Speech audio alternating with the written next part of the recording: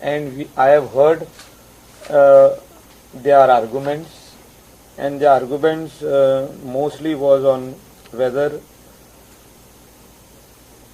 Vishwajit Rane was the member of the House at the time of the disqualification petition. So he was not the member. We have taken it on record that under 10th schedule, whether ex-member, when he is not a member, whether a disqualification petition can be filed before the speaker. So he got re-elected to the House after 6 months. He went to the people back again, and this was the argument which we have heard today. And there were counter arguments from that, and both the parties have said that they will not file rejoinders.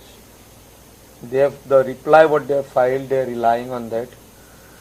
The respondent has given us a Supreme Court judgment on the whip which was issued by Congress party,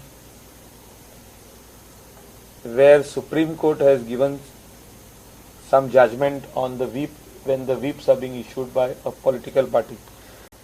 That whip can be used up to what limit, for what it is being used if a member does not go as per the whip.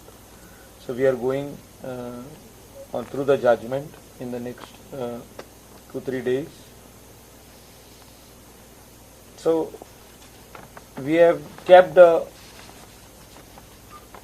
after going through all the judgment of Supreme Court and hearing the petitioner and the respondent, we have kept the orders on 22nd of May.